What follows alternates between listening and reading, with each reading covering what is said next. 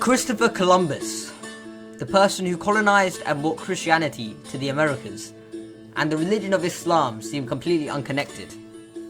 However, when we dive into the true history, we discover the truth. And the truth is that Christopher Columbus's expedition and colonization of the Americas is linked significantly to Islam. Let's start from the beginning. Christopher Columbus was born in 1451 in Genoa, Italy. As you may know, this was 2 years before the Ottoman and Islamic conquest of Constantinople, which occurred in 1453. Columbus grew up in Genoa, Italy, and spent 2 decades there with his family. The environment Columbus was brought up in was one of hatred towards Islam. For this reason, Columbus developed a deep hatred for Islam and its followers. Columbus began traveling around Europe and Mediterranean from a young age, and as he got older, he began traveling Africa's western coast. Note that this means that Columbus, despite his deep hatred towards Islam, he still traveled in and around the Islamic world.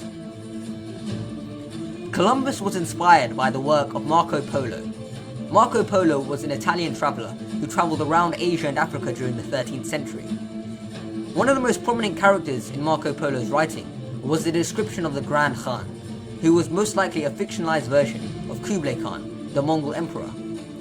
At this time, Western Europe was extremely poor, and Columbus, through Polo's writing, came to the conclusion that the East, whether Mongol or Islamic lands, were extremely wealthy and lived in luxury. And this just made Columbus envy Islam more. But what inspired Columbus was the fact that in Polo's writing he described the Grand Khan, although not a Christian, that he wanted to become one.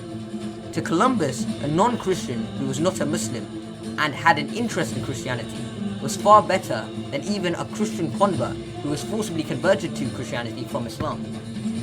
As although many Muslims unfortunately were forced to convert to Christianity, they were never seen the same as a normal Christian by the Italians and Spanish at the time.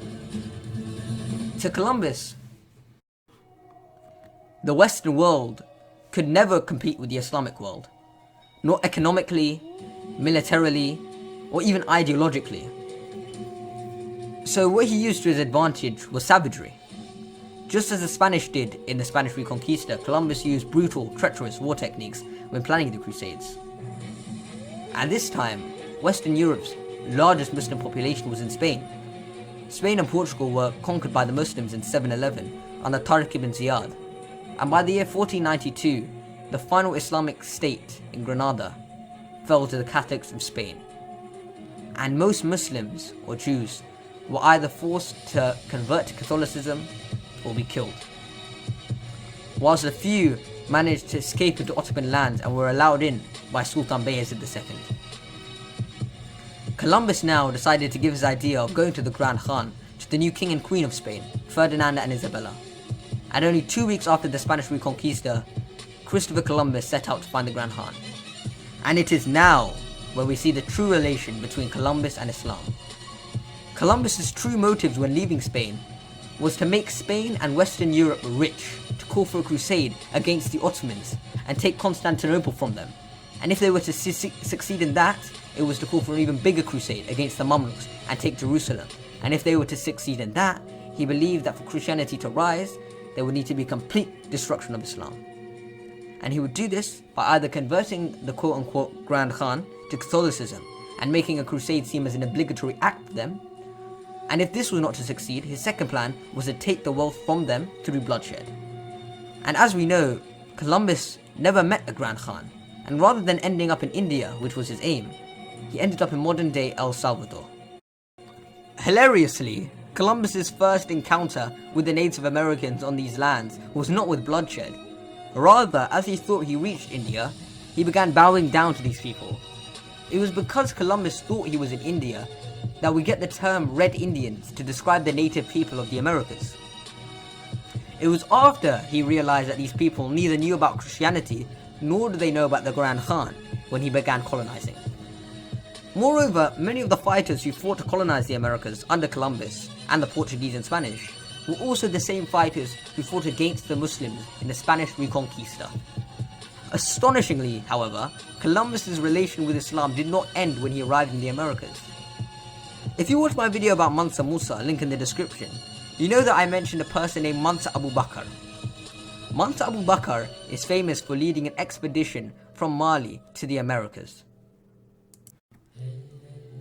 And while it's unclear whether he made it there himself, it is almost certain that West African Muslims did. And it is very likely that they arrived in Brazil almost 200 years before Columbus did. The biggest evidence for this comes from Columbus himself, who wrote that Native Americans, and I quote, said black-skinned people had come from southeast in boats trading in gold-tipped spearheads. These spearheads were described as guanine from the Native Americans, which means gold in the language of Mandinkan, the language of Mali.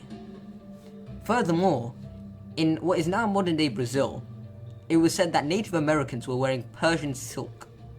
Such a material would not have been produced in the Americas, and forensic science proved that it originated from West Africa. This means that Islam most likely arrived in the Americas before Columbus did.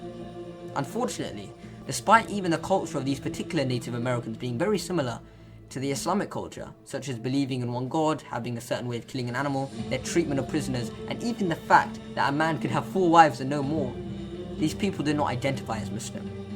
However, to Columbus, that culture was enough to see them as non-Christian, and enough to call for a crusade, and warrant the killing of hundreds of thousands of Native Americans. To Columbus at the time, non-Christian and Muslim or Jew were pretty much the same thing, though he had a deeper hatred for Islam than any other faith. Columbus encouraged his soldiers by telling them that Native Americans were Muslim. This was to encourage them, as they had just finished the Spanish Reconquista, therefore had the desire to end Islam. When thinking of Christopher Columbus, you may not think of all the bad he's done. You certainly won't think of his link to Islam. Many people do not even know that Islam ruled over Spain for over 700 years. Many people do not know that Christopher Columbus committed genocide of the Native American people. Why? Because history is written to glorify false heroes, and we are here to revive the truth of history, and not allow falsehood to rule over our minds. Columbus went to the Americas because of his hatred for Islam. Columbus was one of the many people who feared the power of the Islamic world, and knew that these petty lands that he controlled wasn't enough to defeat one of the most powerful empires of all time. So he used savagery and brutality to colonize the Americas. Thank you guys so much for watching this video. This history is never taught and is so forgotten, so I hope you enjoyed it and learnt something new. If you did, please smash the like button, subscribe if you're new around here, and I shall see you next time.